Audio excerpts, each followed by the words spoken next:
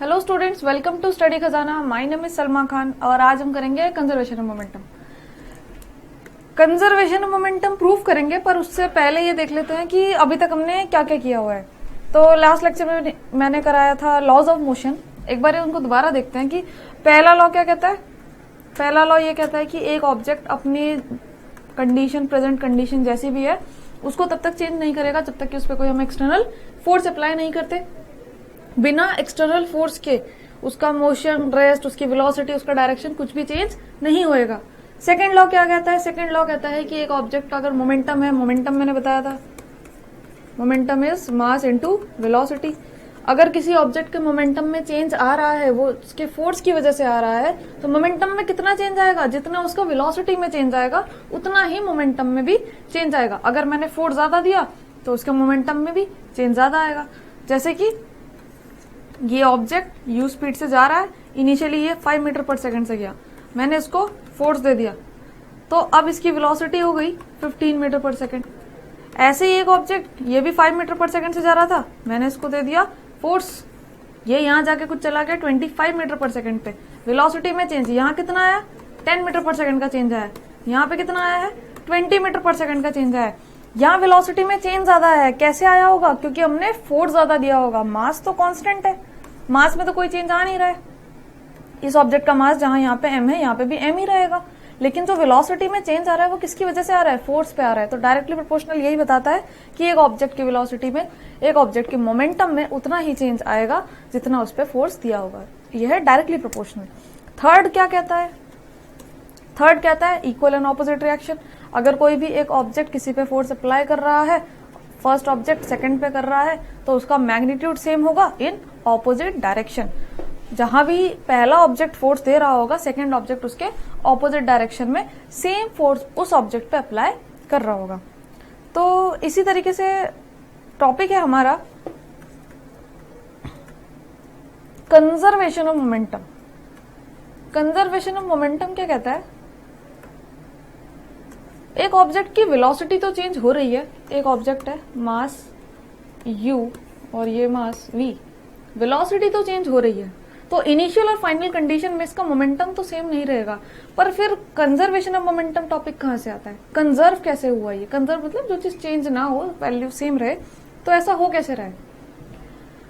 यहां पे हम ये समझते हैं कि आइसोलेटेड सिस्टम, जहां कोई बाहर से कोई दूसरा एक्सटर्नल फोर्स कह ले, या किसी ऑब्जेक्ट का या किसी भी तरह के किसी थर्ड चीज का उस पर इम्पैक्ट नहीं पड़ा हो, ऐसे केस में जो मोमेंटम रहेगा उस आइसोलेटेड सिस्टम का, वो कंजर्व रहेगा।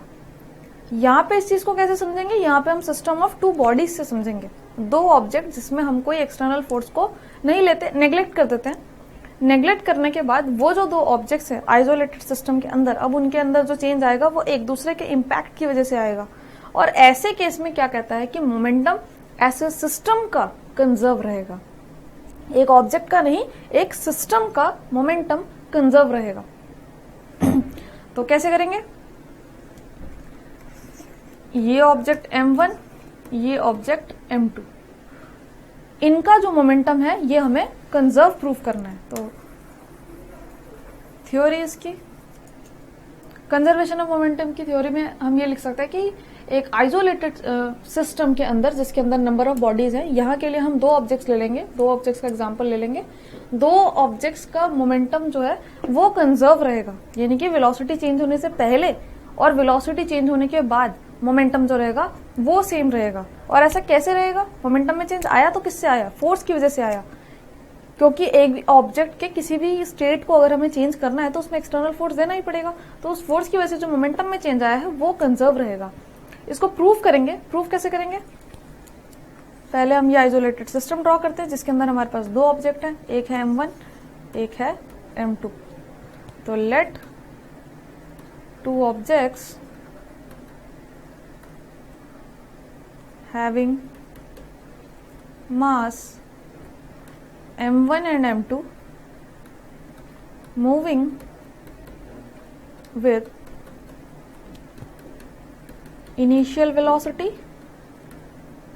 u1 and u2। ये जा रहा था u1 स्पीड से, ये जा रहा है u2 स्पीड से। तो ये अपनी वेलोसिटी से मूव कर रहे हैं। अब इनके बीच में क्या कराना पड़ेगा, कोलिजन। यहाँ पे अभी कुछ भी नहीं हुआ है। ये कंडीशन कौन सी कंडीशन है मेरी, ये कंडीशन है बिफोर कोलिजन। अभी कोलिजन नहीं हुआ है, अभी एक दूसरे में टकराए नहीं है। जब तक टकराए नहीं है तब तक कोई इम्पैक्ट एक दूसरे पे नहीं डालेंगे। कब डालेंगे, जब ये आपस में टकराएंगे। टकराने के लिए जरूरी है कि ये ऑब्जेक्ट किसी के पास पहुंचे। अगर दोनों की डायरेक्शन सेम है, दोनों ही मेरे इस डायरेक्शन में जा रहे हैं, तो उसके अकॉर्डिंग m1 m2 के पास पहुंचना चाहिए। तो हमें ये भी लेट करना पड़ेगा कि u1 ग्रेटर है u2 से, नहीं तो वो तो कभी कोलिजन होएगा ही नहीं। तो u1 की वैल्यू हमारी ज्यादा है u2 से। u1 ज्यादा u2 होने की वजह से एक टाइम पे क्या होएगा, ये एक दूसरे से टकराएंगे। और जब ये टकराएंगे, ये कौन सी कंडीशन हो गई, कोलिजन की कंडीशन हो गई। जब ये टकराएंगे एक दूसरे से, Newton's third law of motion क्या कहता है कि ये इस पे फोर्स एक्सर्ट करेगा, इसे हम F12 ले लेते हैं। ये इस पे फोर्स एक्सर्ट करेगा, इसे हम F21 ले लेते हैं। इसके बाद क्या होएगा, जब एक दूसरे पे फोर्स एक्सर्ट कर दिया तब वो अपनी वेलोसिटी से दोबारा मूव करने लग जाएंगे। दिस मीन्स ये m1 हो गया, ये m2 हो गया। और अब ये मान लेते हैं जो जा रहा है स्पीड v1, ये v2। मतलब कि ये कौन सी कंडीशन है हमारी, आफ्टर कोलिजन।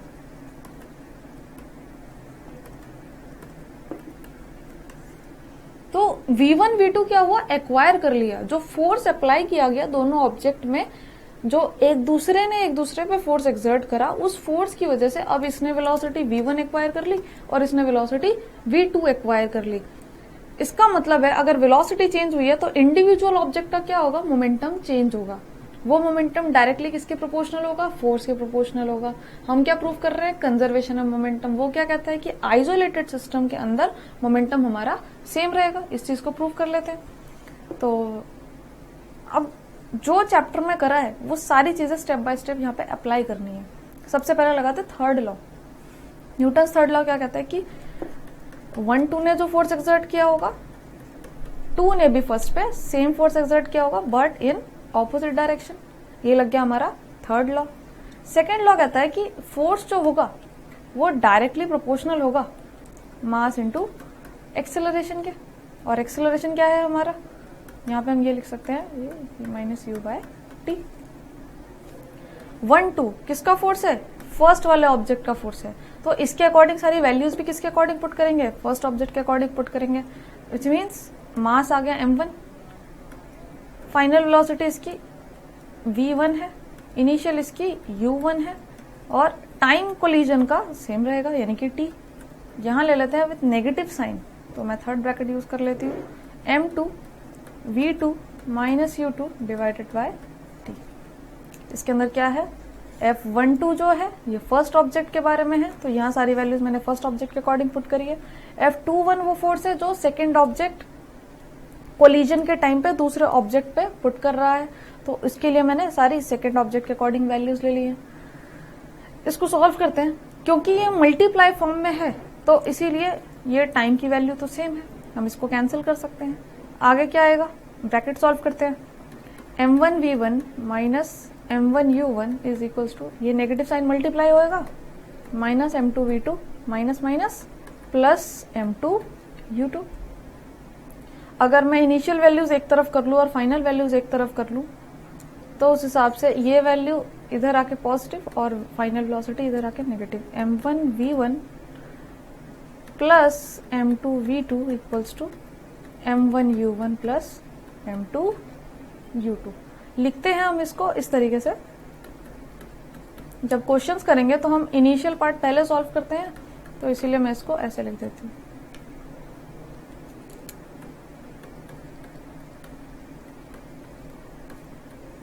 ये है कंजर्वेशन ऑफ मोमेंटम, क्योंकि फोर्स अप्लाई हुआ है। जब दोनों ऑब्जेक्ट आपस में टकराए हैं तो फोर्स तो अप्लाई हुआ है, फोर्स अप्लाई हुआ है तो मोमेंटम में चेंज तो आएगा। बट आइसोलेटेड सिस्टम के अंदर अगर दोनों ऑब्जेक्ट का मोमेंटम का देखा जाए तो m1 u1 क्या है, ये ऑब्जेक्ट की फर्स्ट ऑब्जेक्ट की इनिशियल मोमेंटम बताता है, m2 u2 ये सेकेंड ऑब्जेक्ट की इनिशियल मोमेंटम बता रहा है। तो इन दोनों का प्लस यानी कि इनिशियली दोनों ऑब्जेक्ट का यानी सिस्टम का इनिशियल मोमेंटम ये आ गया हमारे पास। m1 v1 क्या है, फाइनल मोमेंटम है फर्स्ट ऑब्जेक्ट का, m2 v2 है फाइनल मोमेंटम सेकेंड ऑब्जेक्ट का, मोमेंटम में चेंज आया है फोर्स अप्लाई करने से, पर ये क्या है, ये सिस्टम का फाइनल मोमेंटम है। तो इसका सम और इसकी वैल्यू ये रहेगी कंजर्व हमारे पास, यानी कि सेम वैल्यू रहेगी। तो ये है हमारा conservation of momentum, m1u1 plus में m2u2 equals to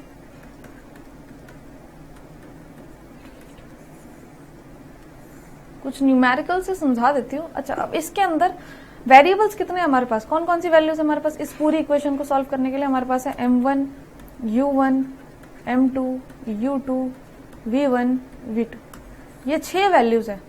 in 6 values में से न्यूमेरिकल को जब तुम ध्यान से करोगे तो इसके अंदर 6 में से 5 वैल्यूज हमें दी हुई होती है, 5 वैल्यूज दी हुई होगी और एक वैल्यू कैलकुलेट करना है। तो क्वेश्चन को समझना पड़ेगा कि कैसे क्या है। एग्जाम्पल ले लेते हैं, एग्जाम्पल लेके क्वेश्चन करके समझ लेते हैं, इसको यहीं छोड़।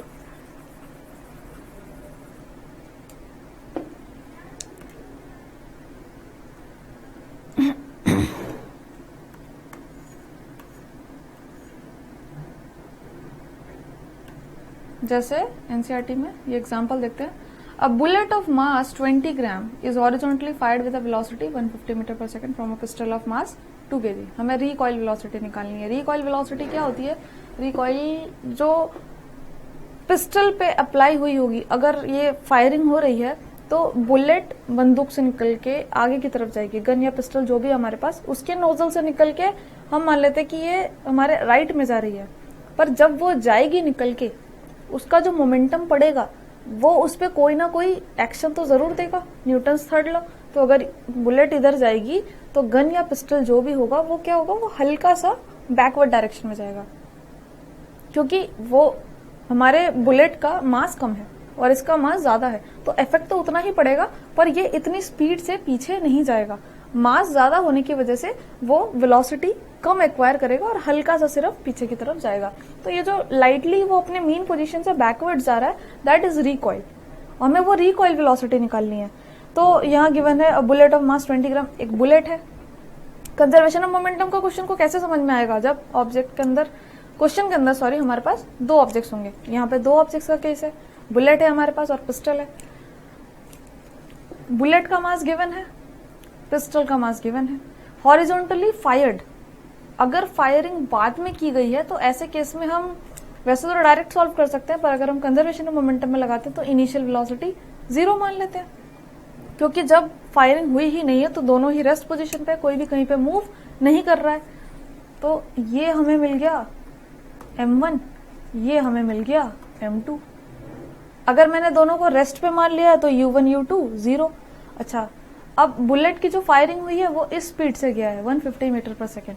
अगर इसका मास m1 है और ये बाद में स्पीड से गया है तो ये क्या वैल्यू हो जाएगी, हमारी v1 हो जाएगी। रिकॉइल वेलोसिटी हमें पिस्टल की निकालनी है, मतलब हमें क्या निकालना है, हमें v2 कैलकुलेट करना है। तो कंजर्वेशन ऑफ मोमेंटम में देखते हैं। m1 गिवन था हमें 20 ग्राम्स, क्योंकि हम वैल्यू सारी किस में कर रहे हैं, kg metre per second square में कर रहे हैं, टाइम सेकंड में है, डिस्टेंस मीटर में और मास kg में। तो इसको kg में करना पड़ेगा। kg में करने से कितना आ जाएगा, ये 0.02 kg। m2 गिवन है हमें 2 kg। u1 u2 0 है फिलहाल के लिए। v1 गिवन है हमें 150 मीटर पर सेकेंड, तो हमें v2 कैलकुलेट करना है। तो कंजर्वेशन ऑफ मोमेंटम के अकॉर्डिंग अगर देखा जाए तो हमें 1 2 3 4 और ये 5 वैल्यूज गिवन है, हमें सिर्फ छठी वैल्यू कैलकुलेट करनी है। फॉर्मूले में पुट करेंगे, या तो फॉर्मूले में डायरेक्ट पुट करके LHS RHS इक्वेट करके कर सकते हैं, या फिर हम, क्योंकि कंजर्वेशन ऑफ मोमेंटम है ना, तो मोमेंटम के पहले और बाद की वैल्यूज इक्वल है, तो हम पार्ट सॉल्व करके भी इक्वेट कर सकते हैं। जैसे इनिशियल मोमेंटम निकालते हैं। इनिशियल मोमेंटम है m1 u1 plus m2 u2, 0.02 into 0, ये भी 2 इंटू 0, वैल्यू तो आ गई 0। मोमेंटम है तो kg मीटर पर सेकेंड। फाइनल मोमेंटम इसके बराबर होगा कंजर्वेशन ऑफ मोमेंटम के अकॉर्डिंग, मीन्स फाइनल मोमेंटम को हमें किसके बराबर पुट करना है, 0 के। तो m1 v1 plus m2 v2 must be equal to 0। Mass given है 0.02 इंटू 150 प्लस m2 गिवन है 2 kg और v2 हमने कैलकुलेट करना है। तो कितना आ जाएगा ये अगर डेसिमल वैसे सॉल्व कर ले तो ये आएगा हमारे पास 30 which is 3 actually plus 2v2 equals to 0। 2v2 equals to 3 minus का 3 and v2 equals to -3/2 metre पर सेकेंड।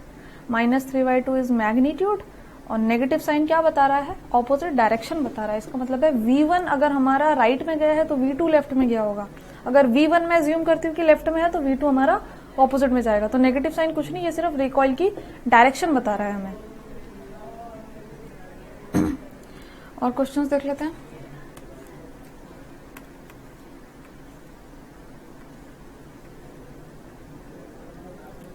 एक तो इसी टाइप का क्वेश्चन आता है जिसमें 6 वैल्यूज होती है, एक इस तरीके का क्वेश्चन आता है जिसके अंदर कॉमन वेलोसिटी ली जाती है। मैं समझाती हूँ, जैसे कि सपोज कोई एक ऑब्जेक्ट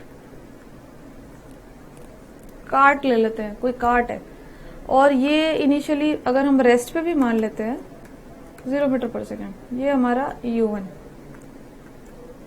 कोई दूसरा ऑब्जेक्ट है, इसका मास m1, इसका मास m2, इसे किसी इनिशियल वेलोसिटी यानी कि u2 से थ्रो किया गया। थ्रो करने के बाद क्या होता है, ये इस ऑब्जेक्ट के अंदर आ गया। ये कार्ट है, अगर हमारा एम्प्टी कार्ट है तो अब क्या हुआ, ये इसके अंदर आ गया। जब ये किसी वेलोसिटी से इसके अंदर एंटर करेगा तो वो उस पर कोई ना कोई जोर जरूर डालेगा, एफर्ट डालेगा।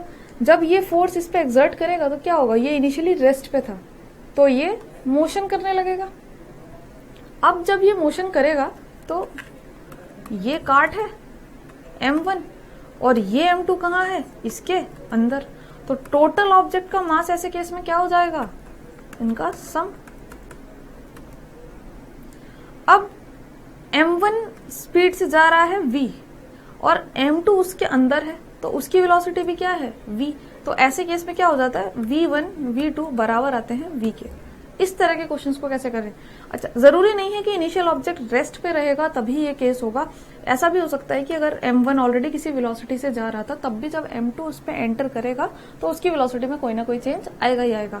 बट कंबाइंड ऑब्जेक्ट होने की वजह से फाइनल वेलोसिटी को हम कॉमन ले लेंगे। तो कंजर्वेशन ऑफ मोमेंटम इसमें भी अप्लाई करेंगे क्योंकि सिस्टम ऑफ ऑब्जेक्ट है, 2 ऑब्जेक्ट है, दोनों का मोमेंटम तो कंजर्व हो ही रहा है। तो इस तरह का क्वेश्चन देख लेते हैं। A girl of mass 40 kg jumps with a horizontal velocity of 5 metre पर सेकेंड। तो गर्ल है, इसका मास हमें दिया हुआ है 40 kg, ये हम ले लेते हैं m1।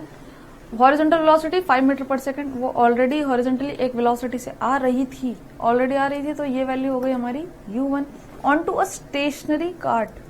स्टेशनरी क्या होता है, जैसे हम रेफरेंस पॉइंट लेते हैं, मतलब कि at rest, which means cart हमारा रेस्ट पे था तो m2 की वैल्यू मिल गई, m2 नहीं सॉरी, इनिशियली वो रेस्ट पे है तो u2 हो गया हमारा 0 और ये कार्ट का मास दिया हुआ है, ये हो गया हमारा m2। What is the velocity at the cart starts moving. अब जब वो किसी वेलोसिटी से आ रही है और कार्ट पे कूदेगी तो कार्ट मूव करना स्टार्ट हो जाएगा, हमें वो वेलोसिटी निकालनी है।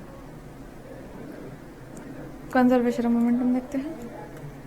m1 u1 plus m2 u2 equals to m1 v1 plus m2 v2। तो m1 गिवन है हमें, m2 भी गिवन है, 40 kg एंड 3 kg। m1 अगर हम 40 kg को मान लेते हैं और ये 3 kg, तो गर्ल ऑलरेडी किसी स्पीड से आ रही थी, किस स्पीड से आ रही थी, 5 मीटर पर सेकेंड से। कार्ट उस टाइम पे रेस्ट पे था तो u2 की वैल्यू मिल गई हमें 0 मीटर पर सेकेंड। अब वो उस पे कूद गई तो दोनों साथ में मूव कर रहे हैं, मतलब वेलोसिटी अब जो एक की होगी वही दूसरे की होगी, common velocity, which means v1 equals to v2 equals to v। अगर कंजर्वेशन ऑफ मोमेंटम लगाते हैं तो ये ऑब्जेक्ट m1, ये ऑब्जेक्ट m2, और जब दोनों को कंबाइन कर दिया तो हम इसको लिख सकते हैं capital M equals to m1 plus m2। Conservation of momentum का ये formula m1 u1 plus m2 u2, क्योंकि इनिशियली दोनों सेपरेट सेपरेट हैं। तो m1v क्योंकि कॉमन वेलोसिटी है दोनों की, m2v कॉमन निकाल सकते हैं v m1 plus m2। Values put करते हैं। मास कितना गिवन है 40, u1 is 5, m2 is 3 and u2 is 0। Common velocity v हमें कैलकुलेट करनी है और m1 प्लस m2 40 प्लस 3, ये हो गया 200, ये आ गया 0, ये है हमारा v 43। तो v इक्वल्स टू 200/43।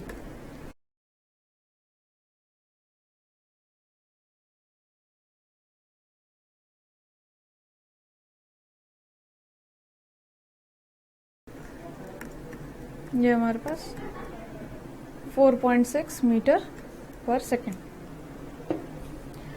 तो इसी तरीके से करेंगे।